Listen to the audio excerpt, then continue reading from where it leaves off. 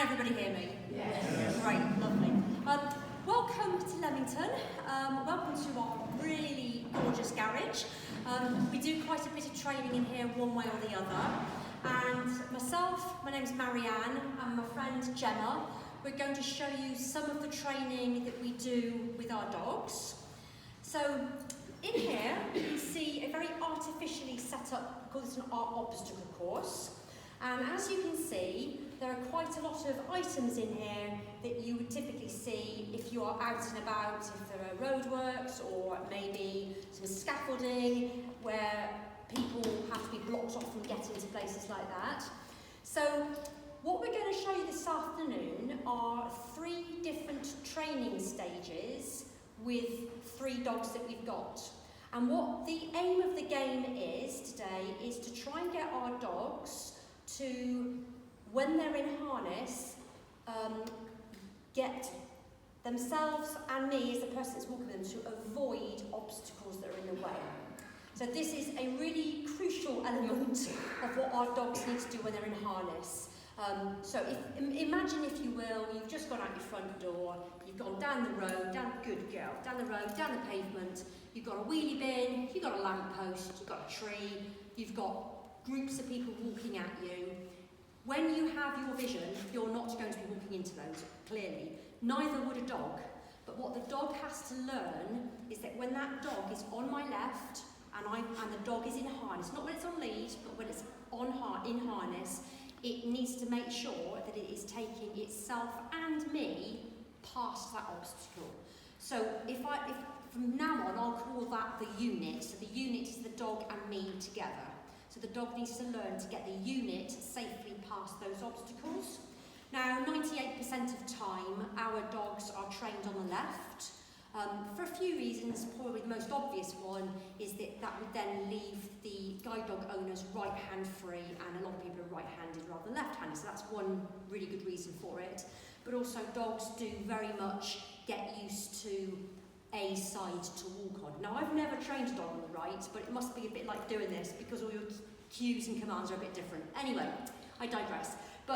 So what we're going to show you today is how we get that dog that's only just come into us after a year old to start to think for me as well as for itself. Okay? So there are 3 stages: introduction, development, and consolidation. And I've got a little introduction girl here, which I'll show you in a minute. And Gemma is going to show you a development dog and a consolidation dog. So I will start off by, I have to explain as well, sorry. Gemma hasn't got an awful lot of voice. She's got a really sore throat today, so I'm afraid you've got me doing all the talking. So I'll have to talk for myself and for Gemma when she's doing her Okay. So what I'm going to show you now is I'm going to take this little one. Her name is Boston. She's been in training for 11 weeks. When they come into us, they're normally anything from about 12 to 15 months of age. So she will be about 17, 18 months old, nearly a year and a half old approximately. She's been in training with me for 11 weeks. They go on to advanced training when they're around about 16 weeks into training with us. So we call it early training, and when they go on to the next stage, it's usually called advanced training. And that is because on advanced training, the dog is learning more specific things because the dog will have been matched with a potential guide dog owner. So I'll come into that later anyway. So with Boston, she's in an introductory stage. She hasn't actually been in this garage very often. So as you can probably imagine, if a dog knows any environment really well, that dog will naturally feel much more confident. Who here has pet dogs? Quite a lot of you. Lovely. Good plan as well. They keep you sane, don't they, most of the time?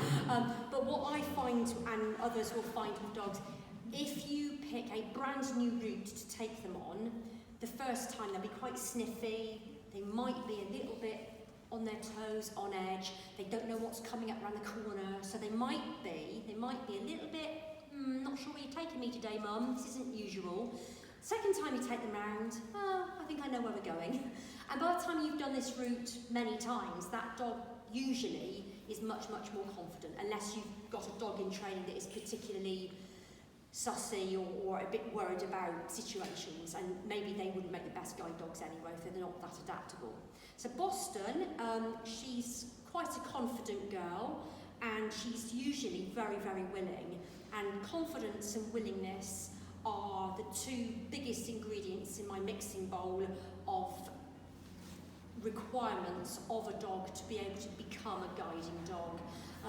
So you could have an extremely willing dog, but if they're lacking confidence, they don't have the confidence to walk out in front of you and make that decision, which is what they're going to have to make a lot of decisions on their own sometimes. Equally, the other way around, you could have a wonderfully confident dog, but it's actually not that willing to please you. So you can have quite a cocky dog that's, yeah, I know what I'm doing, but I don't want to do it today, thanks very much. And we do get dogs like that as well. So you're looking for, ideally, lots of both of those. She's a pretty good mix of both of them, actually. I'd say she's moderately confident and mod to high willingness. She's really lovely. She's wearing a head collar. This is called a Holty head collar. Thank you. It wasn't like she just knew. It's bright red. We normally have black, but I like the red. I think it shows up nicely. And just for those that maybe don't know what that is for, it's not a muzzle.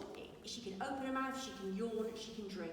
If you think of it as a bridle, as it would be on a horse, it's not steering her, but she did have quite a lot of pulling going on in the early days, so it just steadies her up quite a lot without me having to keep vocally saying to her, steady, steady, steady, which after a period of time becomes white noise, and then it just wafts over her head and she's not listening to me. So when it's on, she usually walks very nicely. Also, for some dogs that have got high use of nose and they're wanting to hoover everything up, a Holty or a head collar is really nice for that as well. It just cuts out all the talk that you have to do to try and steer your dog away. So it doesn't work for all dogs, but it does work for her, so that's why I've got that on. So, without further ado, I will go around this obstacle course. Gemma is going to just talk over what I'm doing and why I'm doing what I'm doing. And I'm going to use a little piece of equipment here. Does anybody know what this is? Yeah, lovely. And guess what? It makes a bit of a clicking noise. Sit. Wait. So, what the clicker sound means to my dog is I've just done something really well. It's as simple as that.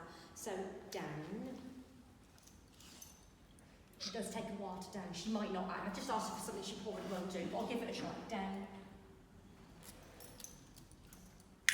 Good girl, stay. Good girl. So that's really good for her, especially in front of loads of people. Stay. Stay. Good girl. Up. Sit. Nice. So the click happens immediately she's done the thing I wanted her to do. The reason for using the clicker is it's a very neutral sound. There's no emotion in that click sound.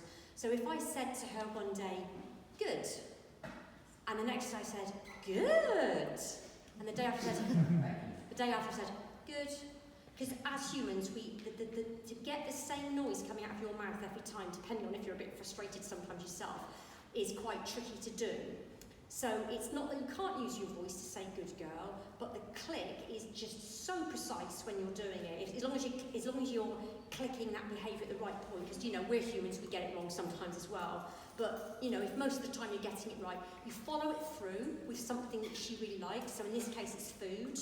But I could click her and follow it through with a bit of a cuddle or a play session with a toy or something. But the food is just so immediate. So when you're out and about, good girl, you haven't always got the time to be able to play with toys and stop all the time. So this works really well. And she's lying down now because she's hedging her bets that she's probably going to get another click, which is lovely. And I will celebrate her successes there quite nicely. Good girl. Up, sit. Good girl. So I don't do it all the time. Otherwise, this becomes a little bit like if you won the jackpot every time you played the game, it become a bit boring after a while. Same with her. If I feed her every single time she's done something amazing, she'll learn to expect that, and then this food that I'm giving her then isn't as salient or as lovely as it is when she gets it occasionally. So I think of it as if you've got children or something like that, and your child or your grandchild or something like that has done something really amazing one day, particularly amazing. You go, oh, thank, do you know what? her sweet. But if you did that every time they just done something very simple, like put a mug away in a drawer, you know, where's the motivation for them? So it's about getting the right level of saliency of food. And for her, because she's very, very foodie, I can just give her her normal food kibble that she has at night time and at breakfast, and that works really well for her. And it comes out of her requirement of food each day so that she's not getting fat or overweight, basically. So I'll walk her around, and Gemma's going to talk over what I'm doing and why I'm doing it. Okay, so as Marianne has just explained, Boston is at the intro stage of obstacle avoidance. So the obstacle course is set up really, really simple. Everything is spaced out equally, and it's really obvious to Boston what Marianne is trying to teach her. Lovely. So using the glitter there as that marker, so that's where we want. So we don't want them stopping, but we want that movement of breaking away from the obstacle course. So as you can see, Marianne is using something that we call errorless training, so the dog can't get it wrong. It's really obvious that she's showing exactly what she wants and where she wants it to go, and then marking it really positive. Yeah, well done. Nice use of voice there as well. Yeah. So Oh yeah, I did. You don't have to use cooker all the time. It could be mental praise, it could be physical praise, or it could be a material reward. So Weight treats. Weight. Good girl. Come. I don't know if you guys can see over here. Oh, There's just a little yellow step. So Yay. Marianne just got Yeah. Boston to put her 2 front feet on that step, and what that does is later on when she's in harness, indicates to the handler, or later on when she's with the guide dog owner, that there's a floor obstacle. And the guide dog owner can feel with their feet where it is, get the bearings, and then once they're ready, off we go. Over. So Yes. Good the intro stage is really stop-starting, and that's all that is to make it really super obvious to the dogs. They can't get it wrong, really, really basic, and they generally pick it up really, really quickly. So there is just a little white strip here, I don't know if you all can see it, that just simulates a curved edge, and also at the end of the obstacle course. So really straightforward. I think the other thing to mention as well, when they're going around these obstacles, for a lot of dogs, especially longer-bodied dogs, it's they're sometimes just not used to bending their bodies, are they? So just getting that turnaround something for some of the bigger dogs is actually really key. And then if you imagine them with a harness on that is slightly restrictive, getting that bend in and getting them used to feeling the harness on them whilst they're moving, that's another key thing that this setup helps with as well. So, shall we show development? So who's this? Sorry, I didn't introduce my dog. This is Ella. Ella is 12 weeks into training, so she's a bit further ahead than Boston. Ella is now in full harness, and she's going to be going on to advanced training in 2 weeks' time, where she'll be matched with a potential guide dog owner.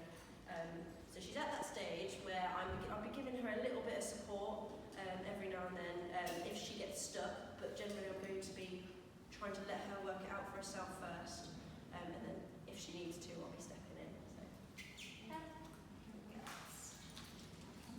Now what you would have noticed with Boston is that Boston is just on a lead for introduction. I forgot to say that. Whereas this little one is going to be in harness. So in the development stage, that's when we introduce the harness to the dog as well.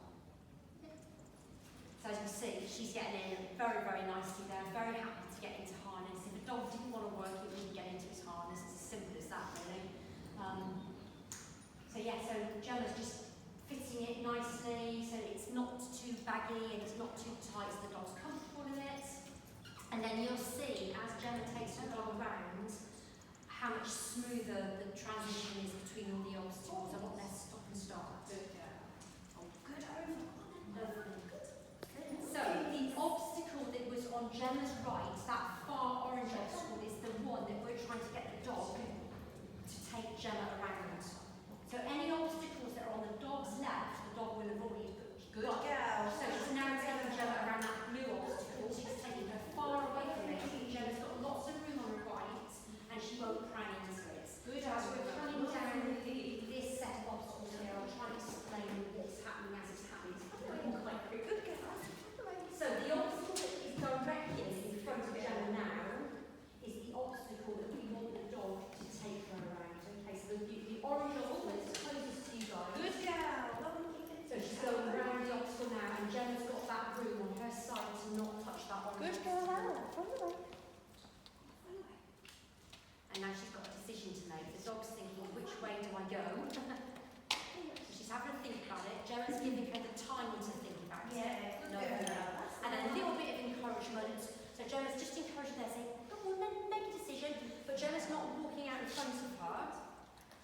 this is the point where we have to really start getting the dog to think for itself and to make a decision.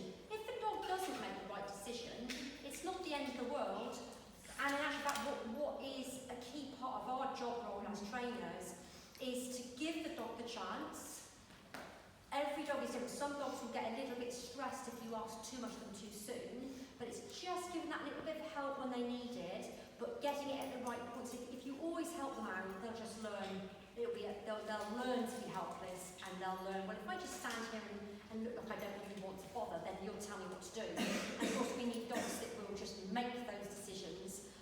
So she's come along really nicely, isn't she? Yeah, so she just lacks a little bit of confidence every now and then in that decision to break away from the obstacle, but give her a few more weeks, and compared to what she was a couple of weeks ago, when she literally just did stand there and stare at me, she's come quite far. So give her a couple more weeks, and then she'll only get more confident as well as she moves on. So that's really nice. So what's your next dog?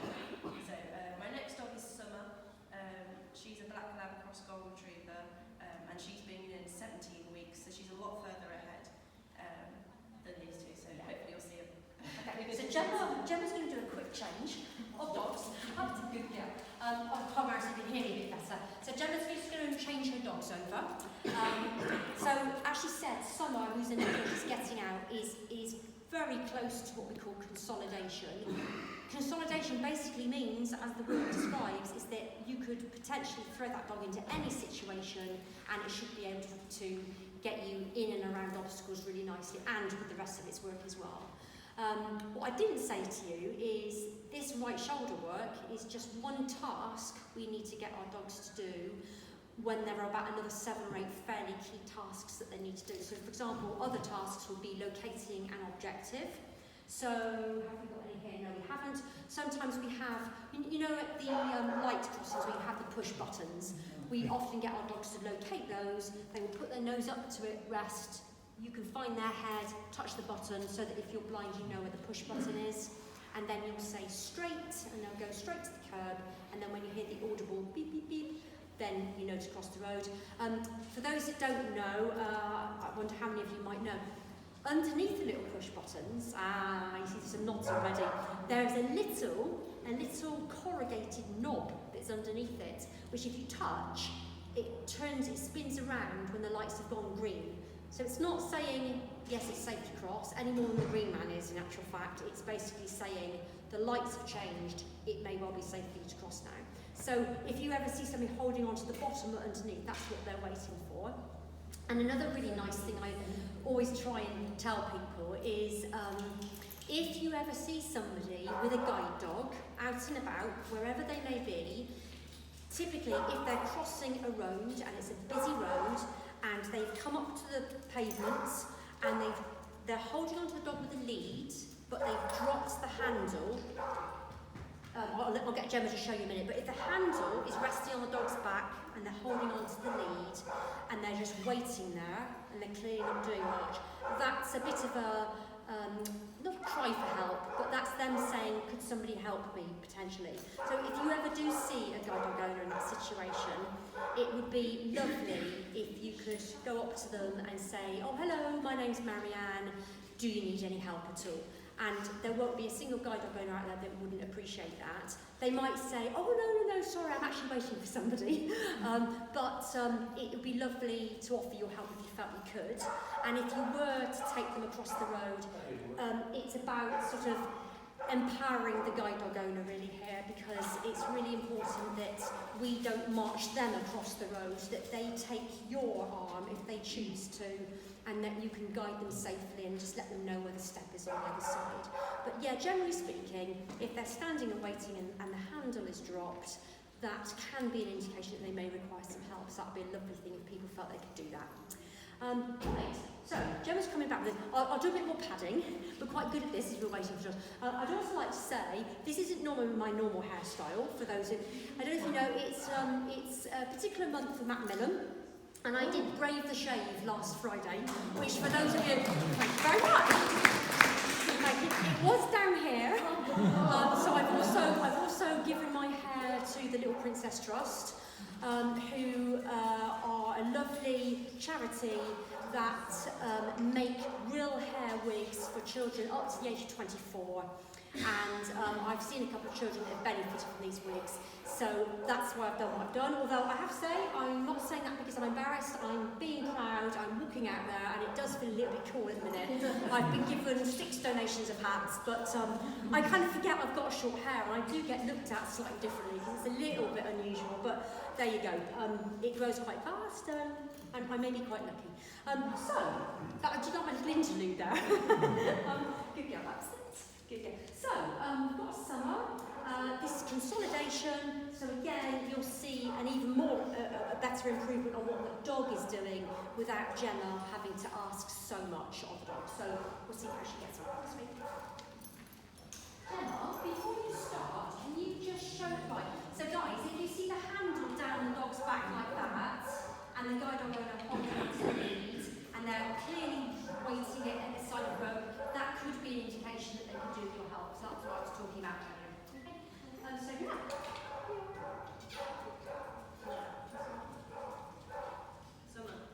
There's lots of noises going on in the background as well, and it is a very artificial environment. Lots of echoes and noises and people watching. So sometimes our dogs do get a little bit fidgety and start playing around and trying to act the fool a little bit. It's almost like they know they're on duty, so they'll play up. Right, so look at that, a lovely, beautiful turnaround from the other obstacle. Will she take her around the blue obstacle? Yes, she will. Look at that, beautiful. So Gemma's right-hand side isn't touching the blue obstacle at all. Good. Take her around, lovely. And you can see she knows what she's doing. She's got bags of confidence, which is lovely. Yeah, so she's indicating she's good. She's taking Gemma nicely around the obstacle. Bringing her back up, and she clearly chose to take that as an option rather than go around to the smaller area. So can you see the different level of ability? It's not that the other dogs aren't confident, it's just they're at completely different stages of training. So those are the three stages of training. Introduction, development, and consolidation. Does anybody have any questions at all, not just about what you've seen today, but about anything to do with the training aspect of our dogs? I was about 3 weeks ago sat in a hotel, looking out the window, and I saw a man walking past with a guide dog. Yeah. Didn't get a chance to talk to at all. But he was walking down, the guide dog was moving him around obstacles, free, no problem at all, and walked him straight in the branch of the tree. Yeah, it happens. It happens. Do you It does happen. About teaching the dog to look up? We do that. So thanks for saying that. That's a really good point. So, like human beings, dogs are not robots. We train them to the best of our and their ability.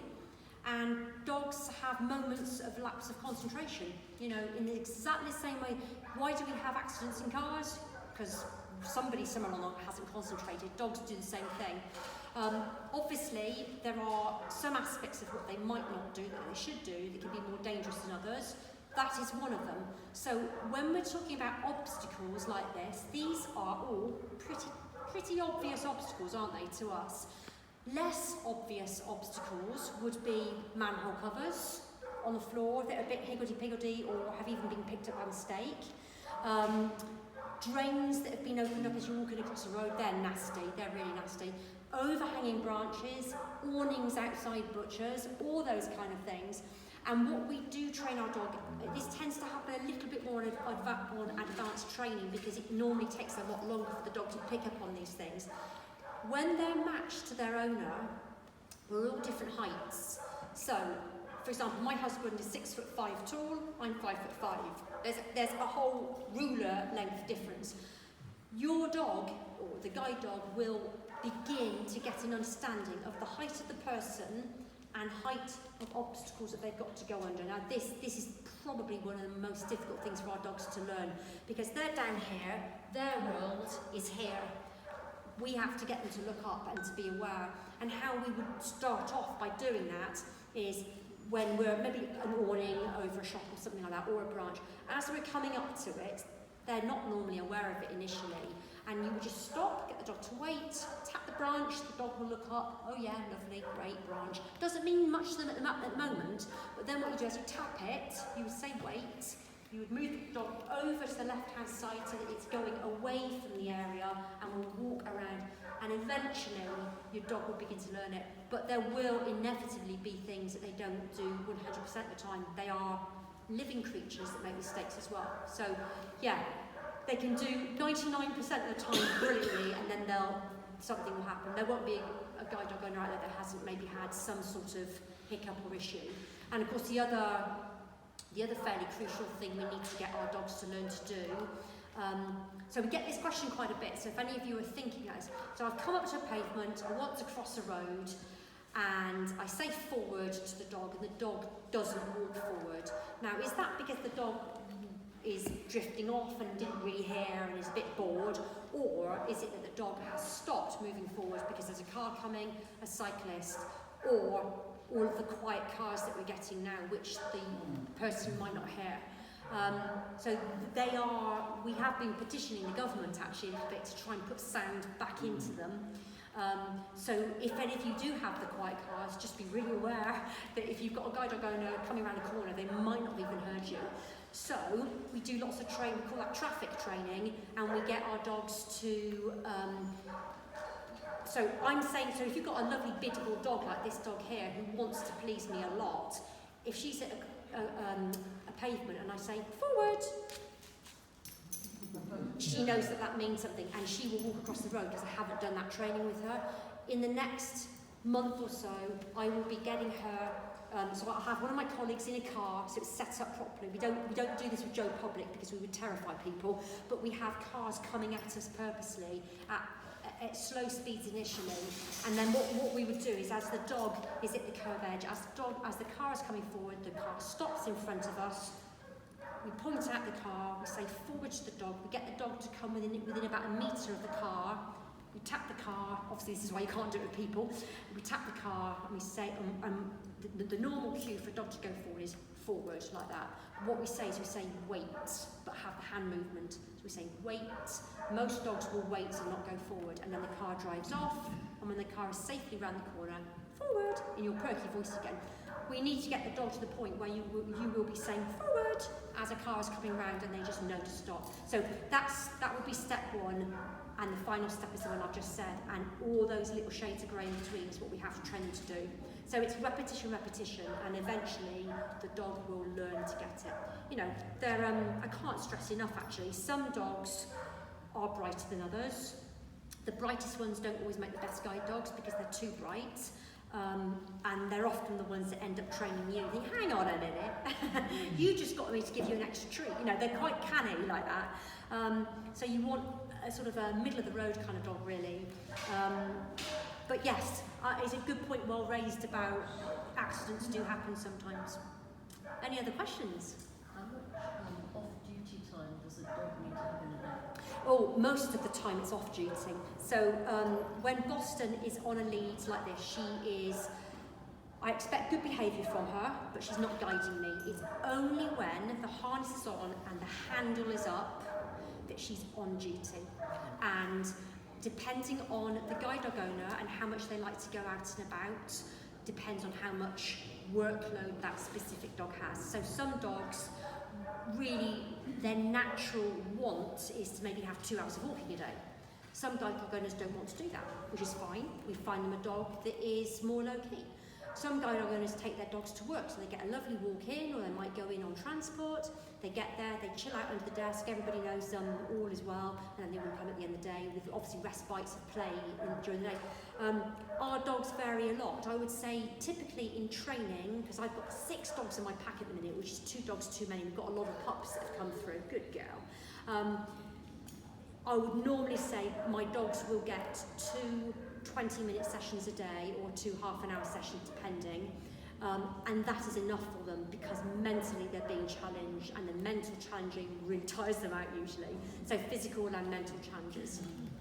Yes? How do you train a dog not to socialise while it's on the lead? Because their instinct is to set them up, or while it's on the harness, while it's working. Yeah. Their instinct is to say, oh, dog, Yeah. hello. Yes, absolutely. absolutely. I don't know if everybody heard that, but how do we train our dogs so that when they're in harness and they're going past other dogs, or people say, oh, aren't you cute, to not jump all over people, etc., etc. The answer to that is slowly and steadily. I've got a dog in at the minute that you would be wearing the dog if I brought her in now, because she just jumps up at everybody. So she's really tough to train, and she's very, very excitable. So it depends on the dog, but we don't just throw them into it. So for example, we will be picking the routes very carefully that we initially do with our dogs.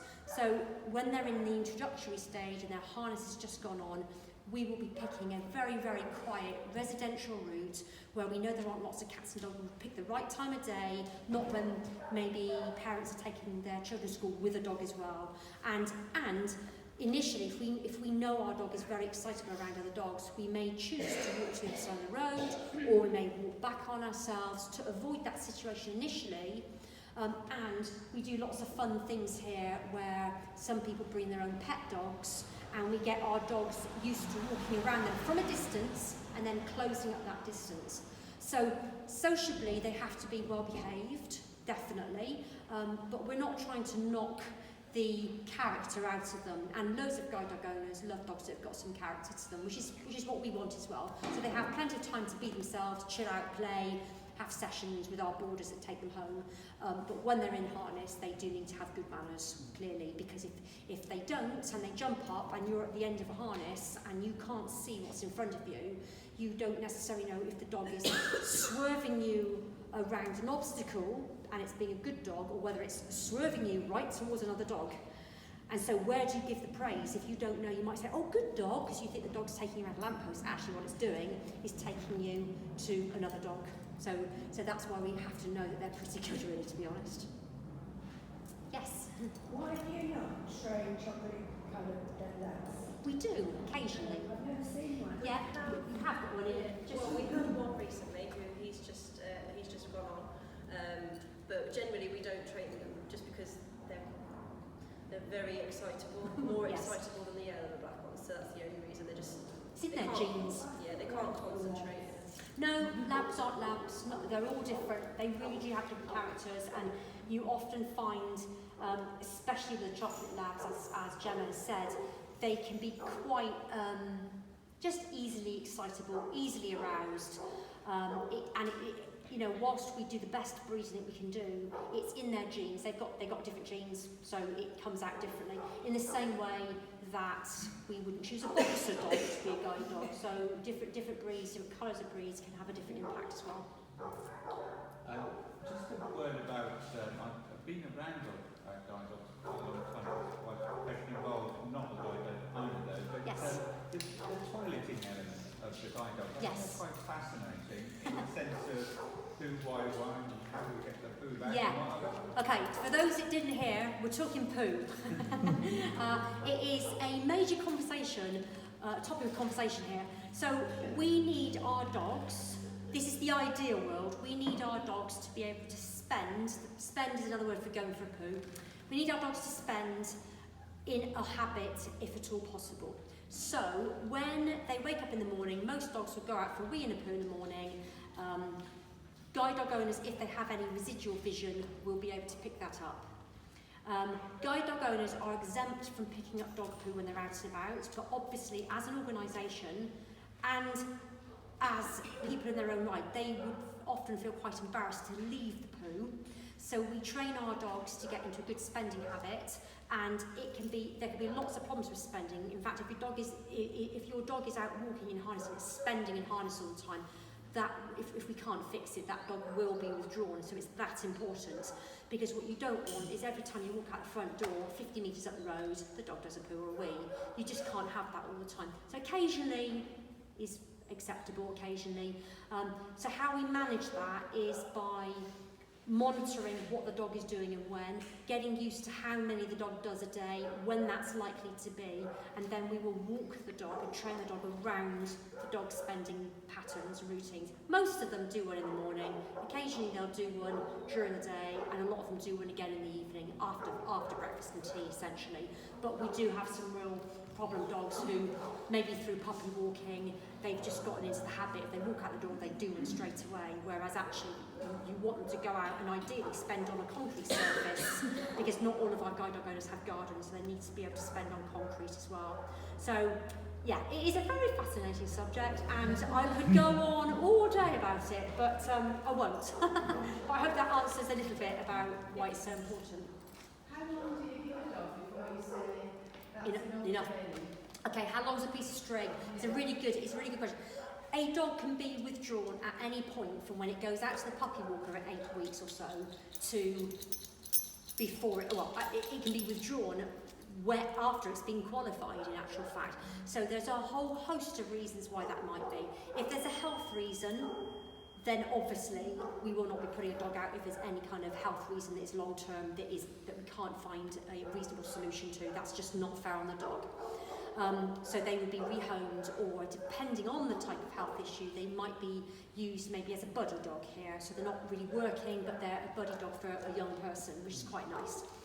Other reasons why dogs might get withdrawn are the spending, lack of willingness to do the job, not engaging in what you're asking it to do, nervousness, anxiety, suspicion of things around it. The red and white plastic tape that goes around scaffold buildings. If that flaps in the wind, some dogs get really spooked by that. And if you're walking down the road and your dog does that, it's if things like that constantly happen, and we haven't been able to fix the problem, then enough is enough. So any dogs there's any learning that is involved, whether it's a dog, another animal, or a human being, there's always going to be an element of stress, always. Most people do well in exams because they've got the butterflies. Most people pass their car tests because they've had butterflies. This is a fact of life for us, including animals. So a reasonable level of low-key stress will actually help the dog.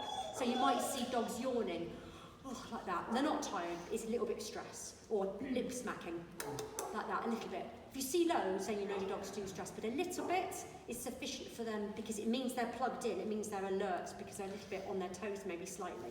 So a little bit is fine, too much is not fine, and we have to monitor that as trainers and bring that anxiety down by maybe asking less of them.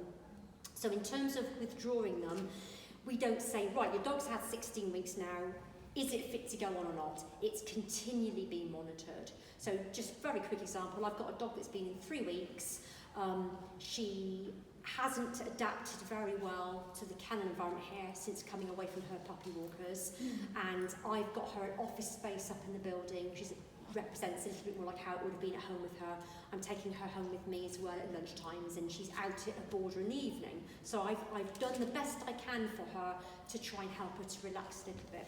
But because she is quite stressed, as soon as she comes down this walkway and she hears and sees all these dogs and the noises and the echoes, you can see she goes from another to we see it. So I have to work her off site and not even bring her down here. So that's what I've got to do for that dog to even stand a chance of being able to get any reasonable obedience out of her at the minute.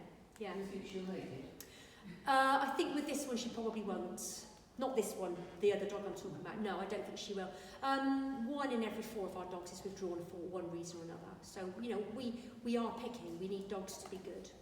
Is this the only training centre in England? No, we've got 4 large training centres. We've got Redbridge in London, here, Atherton up near Manchester, isn't it? And Forfar up in Scotland. We have lots of mobility teams that are dotted. We've got about 20 different mobility teams that are dotted around the country, which are nowhere near as big as this. It could be an office this size with maybe 20 people working out of it, a few guide dog trainers, a few mobility instructors, and a few office workers as well, and dog care welfare staff. So yeah, we're dotted around all over the country really. In our area, we've had 2 of our committee members who have both been lead care, who've had the guide dog before, and they've had to wait some time to get a good one. Is that because of the training? Training centres or people to train? Yeah, it's a whole mixture. It can be a whole mixture of things. We don't just give any dog to any person, so one fit doesn't fit all. Yeah, so for example, the pace of the dog has to match the pace of the person, how much they want to work that dog has to match the dog's ability. So that, and there might be some people that have got very specific sight requirements that mean, so if somebody's totally blind, you have to have an absolutely excellent dog that is just as good as you can find it, really. Other people that have more use of their residual vision can probably cope with a dog that isn't as brilliant because they are able to see a few bits and pieces, see the edge of the curbs and support the dog in that way. There are waiting lists from time to time, definitely, and we obviously, when you're running your own breeding program, as we do ourselves, from 1 year to the next, you can have a fairly good idea as to how many pups you're going to have, but it's not an exact science, and it's feast or famine sometimes. So sometimes we've been on 3 dogs in each pack, and now we're all on 6 or 7 dogs, because we've just had a puppy boom last year, so they're all coming through the system now. So sometimes when we're on less dogs, there are less dogs to put out and give out to guide dog owners. So I wouldn't want to do that job because it's so difficult to get the balance right. And of course, as an organisation, we're always trying to grow to be able to get more partnerships out there. But yes, it can be a bit of a wait as well. I'm very aware that gentleman's got a question at the end as well. Yeah. So just going back, what are you looking for when you take a potential guide dog when you start off? Right. When they're born, I think it's when they're about 6 weeks of age, when they're up at the National Breeding Centre, which is only 8 miles away, they go through a little series of tests. So maybe walking through a tube or a box. There might be a sound test where, I'm just going to clap my hands, is that right? To see what the puppy's reaction will be. And we grade them, if you like, into 4 different colours. I think it's purple, blue, yellow and red or something. And purple puppies make up about 5% of those dogs. If I think I've got that right, don't quote me, but there's one colour, I think it's purple, that 5% of dogs, we withdraw them straight away because we know from the tests that we do that they are just not going to be almost confident enough to get out there. And we've learned from doing this for years and years and years that test is very effective. And that means, therefore, that 5% of dogs each year, which we only think we breed 1,500 or more, 5% is a lot, that we then don't have to put through the training. And of course, every dog that goes through training is £55,000, so we can save ourselves some money there. But what we're looking for, essentially, is that when they're going through their puppyhood, that first year when they're out of the puppy walkers, that they're turning into nice rounded dogs. They've got some nice manners. They don't dart upstairs. They don't go on the furniture. They don't try and take the food off your plate. And they're not rushing around, pulling you on the lead. And that they've got nice recall. And sociably, they're a nice dog to have when you're out and about with them. That's what we're looking for them coming into training. Then, when they come into training, you get a fairly good picture. I think within a couple of weeks of getting to know a dog, you have a fairly good picture. The more dogs you train, the more idea you have. This one, not so sure, like I was saying about the other little dog I've got. My gut feeling at 3 weeks in is that she's probably not going to make the grade. I've got another couple of dogs that are like, not quite sure. And then I've got a couple of dogs, star pupil, that I know are going to be pretty good. So what we're looking for are all of the things I've mentioned. Social behaviour is as equally important as having a dog that when it's in its harness can do the work. It's not all about harness work. It's about, whilst they are allowed to be pet dogs when they're at home, they've still got to be well-behaved pet dogs as well. Okay. Can you just ask, what's their working life? I mean, when do you decide? Yeah, good, yeah. What's their working life of a dog? Yeah.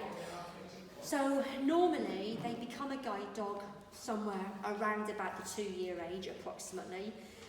Obviously, we always monitor their health. They get regular vet checkups all the time. So if they are in good health, then we tend to retire them around about 10 or 11 years of age, roughly. If they're slowing down, if they're not doing the work as they used to, mentally they're beginning to switch off. It's old age. So obviously we're not going to work them into the ground. We don't do that. That's not fair. So if they're looking like they're on their gentle way of wanting to get to retirement, that's fine. And then another dog will be introduced to that guide dog owner as well. Could the owners keep them? Yeah, we have, yes. It very much depends on the owner's individual circumstances. If they are happy and are capable of having a retired dog and also looking after and working with a new dog, that's fine. Sometimes the retired dogs will actually go to a member of their family and they can still get to see them, or failing that, they will be rehomed with somebody that would like to rehome a retired dog. Yeah, they're telling me about the time here. Sorry, they're telling me about the time. Can we get you all to kennels, please? Yeah. Thanks, guys. Nice to meet you all.